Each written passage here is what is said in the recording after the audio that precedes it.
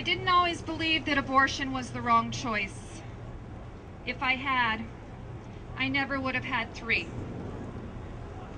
When you find yourself pregnant, still in high school, not married, no commitments, you get a lot of reasons to have an abortion. You convince yourself that you're doing the right thing. You're not ready. He's not ready. I'm too young. Is it really a baby yet? God will understand, or you'll forget about it in time. You can say adoption is harder, meaner, too tough, too hard for kids later, or too hard to give a child away, or too hard to have a child for 9 months in your womb. You can convince yourself of all these things.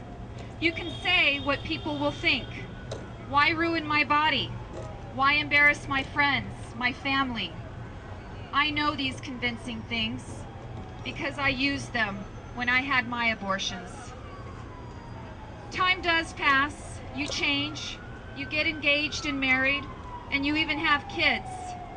The man that you marry may be that boy from long ago. One thing that doesn't change is you never forget. When you go to get married, all of a sudden you are faced with the sacrament and reconciliation and all the prep work involved.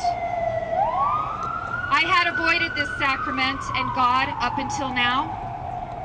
How can God forgive me for taking a life, not just 1, but 3? The 5th commandment, thou shalt not kill. After 7 years, these are the only sins I can think about. More time passes, life is good. I hardly think of my abortions. Then at age 26, I find out I am pregnant again. I'm happy, and then that first ultrasound. I see my little baby on the screen. And instead of happiness, guilt engulfs me. I start to cry, and the person doing the ultrasounds thinks they are tears of joy, and so does my fiance.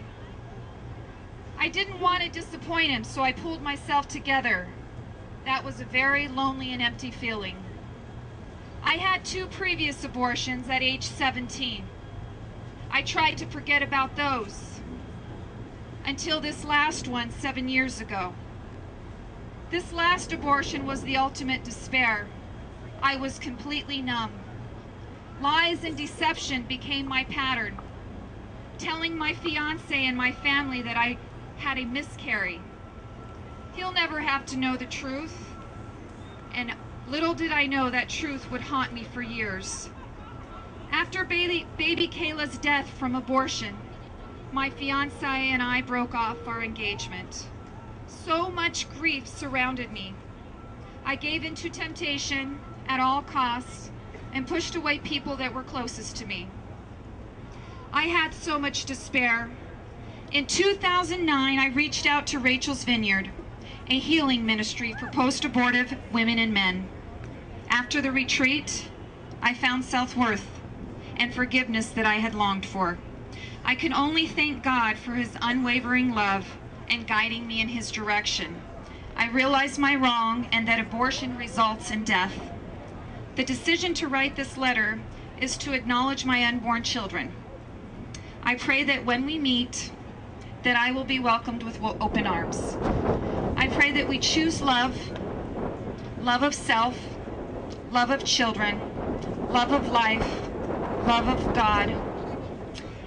My name is Tanya, and I am silent no more.